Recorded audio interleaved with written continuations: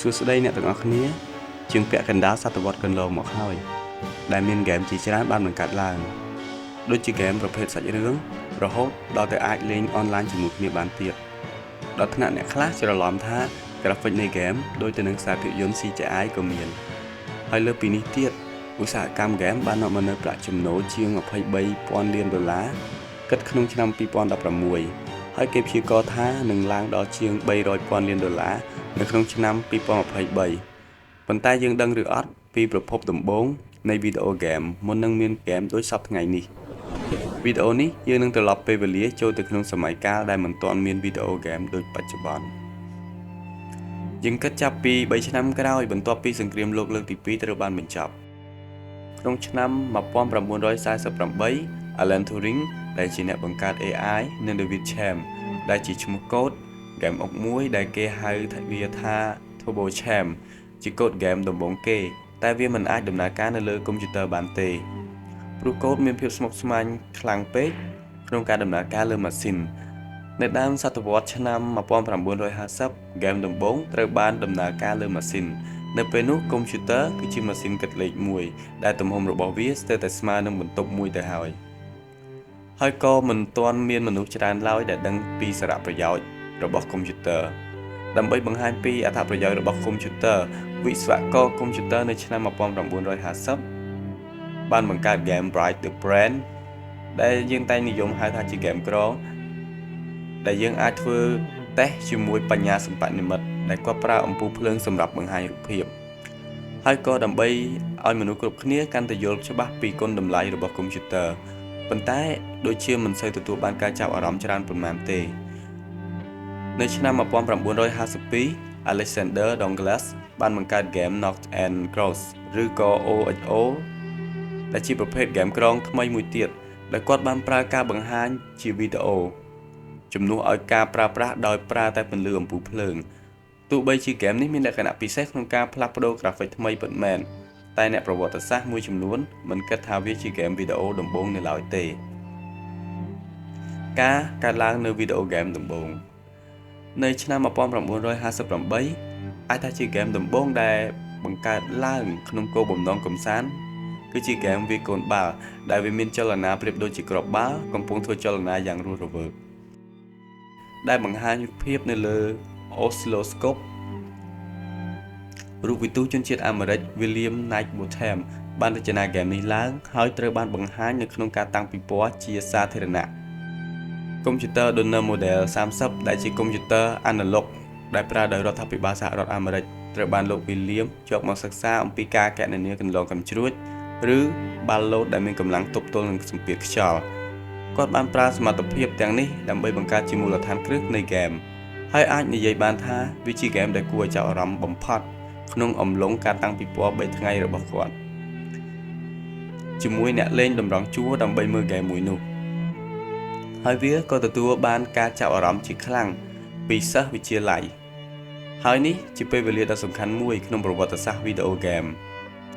តែវាក៏នៅមិនទាន់ត្រូវបានគេទម្លាយចេញនៅលើប្រព័ន្ធផ្សព្វផ្សាយនៅឡើយទេ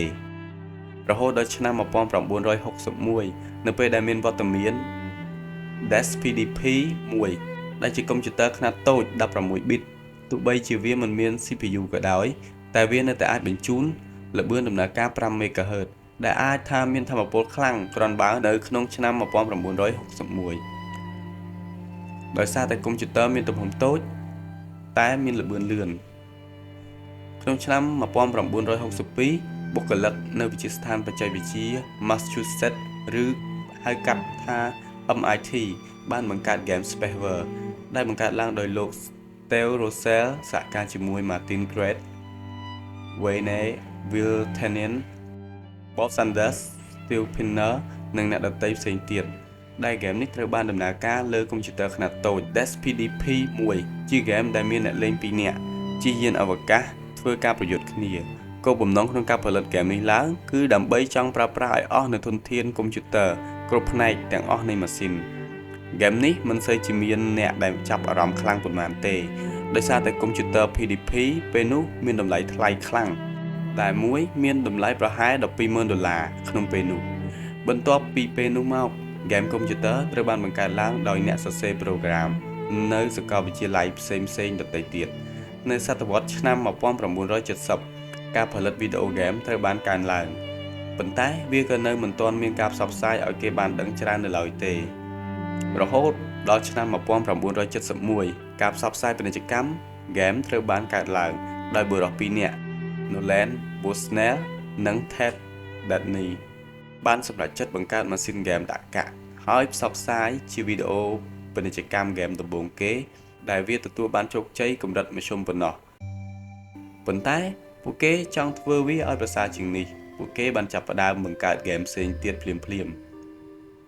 ហើយក៏សម្រេចចិត្តស្វែងរកក្រុមហ៊ុនផ្ទាល់ខ្លួនរបស់ពួកគេដែលមានឈ្មោះថា Atari ហើយក៏បានបង្កើតនៅហ្គេមពីងប៉ុងដោយឈ្មោះក្នុងប្រវត្តិសាស្ត្រគឺ Pong Pong ដែលបានបង្កើតឡើងដោយបុគ្គលិកដំបូងរបស់ Atari លោក Alan Alcorn បញ្ចេញនៅឆ្នាំ1972ហើយវាត្រូវបានលក់យ៉ាងជោគជ័យទូហ្គេមដាក់កាក់ចំនួន 8000 គ្រឿងត្រូវបានលក់ចេញទូទាំងប្រទេសអាមេរិកភាពជោគជ័យនេះគឺដោយសារ Atari បានយក monitor ទូរទស្សន៍ជំនួសវិញហើយមានតម្លៃទាបក្នុងឆ្នាំ1972នេះផងដែរ Magnavox Odyssey ដែលជាម៉ាស៊ីនវីដេអូហ្គេមប្រភេទតេឡេបញ្ជាដំបូងគេក៏លេចរូបរាងឡើងប៉ុន្តែភាគច្រើននៃម៉ាស៊ីនហ្គេមនេះគឺយើងត្រូវយករូបភាពទៅបិទនៅលើកញ្ចក់ទូរទស្សន៍បូករួមនឹងពន្លឺនៅលើកញ្ចក់ទូរទស្សន៍ដើម្បីលេងហើយបានលក់ដាច់ជាង 100000 គ្រឿងនៅក្នុងឆ្នាំ1972យុគសម័យថ្មីនៃវីដេអូហ្គេមបានចាប់ផ្ដើមកើតមានឡើងដែលគូប្រកួតប្រជែងជាច្រើនបានចាប់ផ្ដើមបង្កើតហ្គេមផ្សេងៗថ្មីៗបន្តបន្ទាប់គ្នាហើយថាមពលកម្លាំងម៉ាស៊ីនកុំព្យូទ័រនិងក្រាហ្វិកក៏កាន់តែប្រសើរឡើងនៅឆ្នាំ1983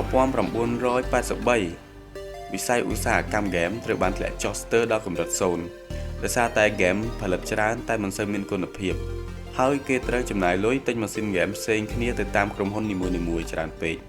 ប៉ុន្តែឧស្សាហកម្មនេះបានស្ទុះងើបឡើងវិញជាមួយនឹងការរីកចម្រើនខ្លាំងជាងមុនហើយគិតពីឆ្នាំ1980មកហ្គេម Graphics 3D កាន់តែរីកចម្រើនឡើងដល់សតវត្សឆ្នាំ2000 Graphics បែប 3D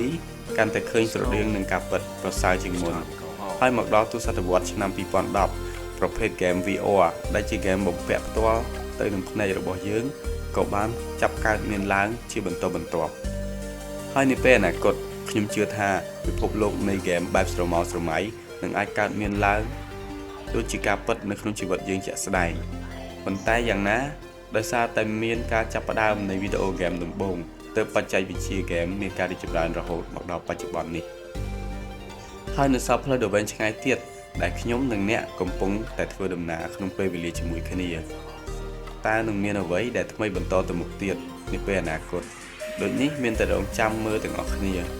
ជាចុងបញ្ចប់បើសិនអ្នកចូលចិត្តវីដេអូនេះសូមចុច Subscribe និងសូមឲ្យមេដៃម្នាក់មួយផងបើសិនជាអ្នកចូលចិត្តវីដេអូមួយនេះចែករំលែកវីដេអូនេះទៅកាន់មិត្តភ័ក្តិរបស់អ្នកដើម្បីឲ្យគាត់បានដឹងបន្តហើយតើហ្គេមមួយណាដែលអ្នកចូលចិត្តលេងជាងគេកាលនៅពីតូចសូមមតិរបស់អ្នកនៅខាងក្រោមវីដេអូម្នាក់មួយផងអរគុណអ្នកទាំងអស់គ្នាដែលចំណាយពេលទស្សនាវីដេអូមួយនេះសូមទោសបើមានកំហុសឆ្គងនៅក្នុងវីដេអូសង្ឃឹមថាអ្នកទាំងអស់គ្នានឹងជួយកែលម្អជូនពរសំណាងល្អនិងជម្រាបលា